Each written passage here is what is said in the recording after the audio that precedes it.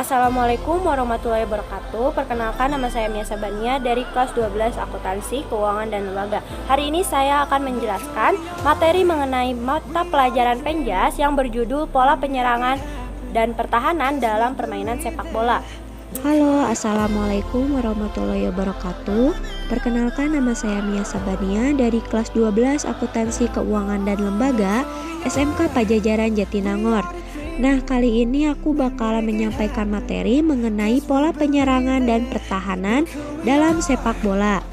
Langsung saja kita ke materi yang pertama, yaitu pola penyerangan.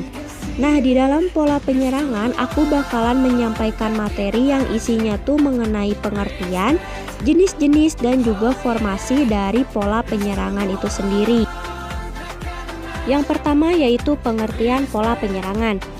Pola penyerangan adalah siasat yang digunakan masing-masing tim untuk mencetak gol dan menjadi tim yang menang.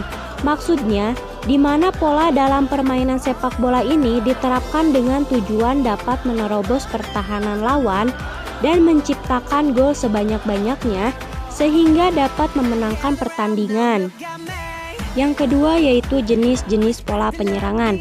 Yang pertama yaitu pola gerak tersusun. Pola gerak tersusun dalam penyerangan sepak bola adalah gerakan penyerangan yang disusun menurut posisi pemainnya. Yang kedua yaitu pola untuk menghadapi pertahanan rapat. Pola penyerangan sepak bola ini memang berguna untuk memancing lawan agar pertahanan mereka dapat ditembus oleh kita.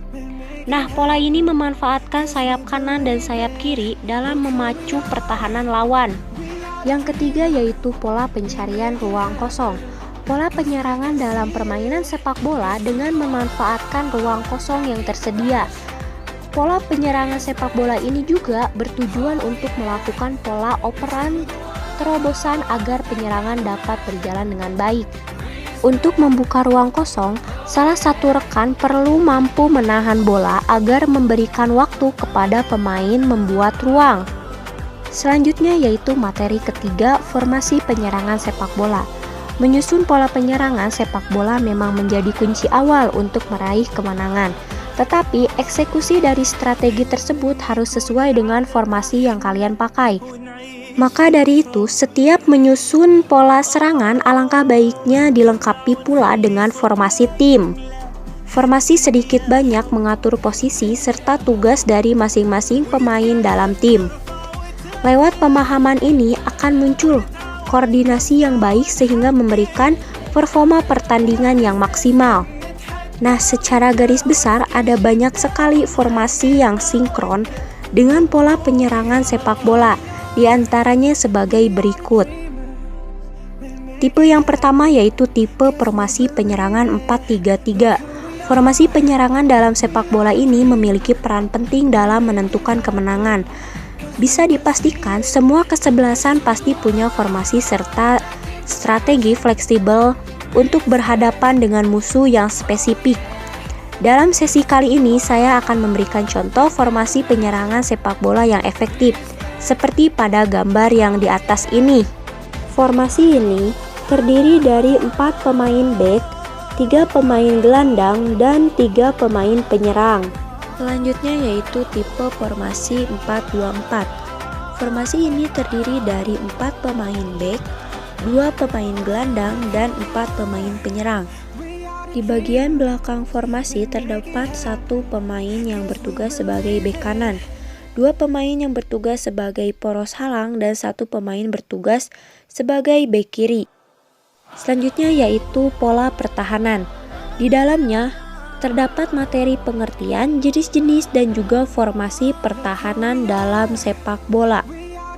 Yang pertama yaitu pengertian pola pertahanan. Pola pertahanan dalam permainan sepak bola bertahan merupakan suatu strategi terbaik ketika tim kalian sedang terpojok atau kesulitan menyerang. Dalam beberapa kasus, pola pertahanan sepak bola yang kuat justru lebih menciptakan celah sehingga terjadinya serangan balasan. Dalam permainan sepak bola terdapat pola pertahanan yang harus disusun agar lawan tidak dapat menerobos daerah sendiri. Pola pertahanan sepak bola merupakan sebuah strategi yang disusun secara matang agar daerah sendiri dapat terjaga dan tidak kebobolan oleh lawan. Pola pertahanan dalam permainan sepak bola bertujuan untuk mempertahankan daerah agar tidak mudah diterobos lawan, menjaga agar gawang tidak kemasukan bola, dan untuk mengambil bola dari pemain lawan. Yang kedua yaitu jenis-jenis pola pertahanan dalam sepak bola.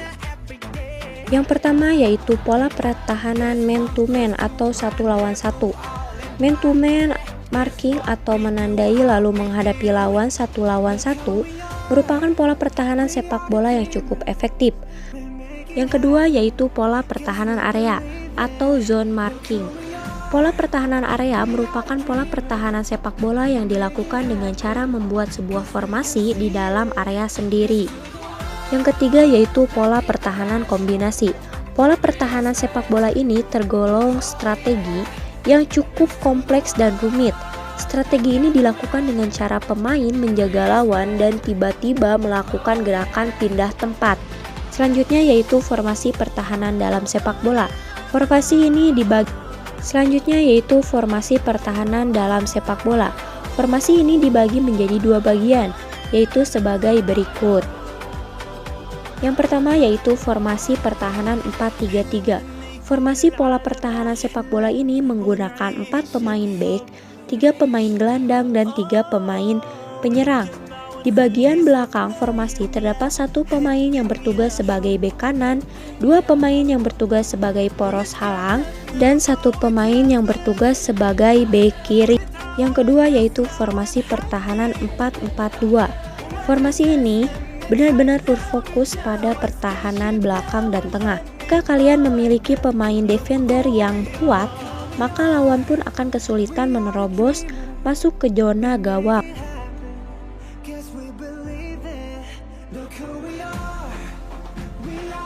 Mungkin cukup sekian video yang dapat saya sampaikan. Mohon maaf apabila ada kesalahan dalam kata ataupun dalam PPT yang saya bawakan. Wassalamualaikum warahmatullahi wabarakatuh.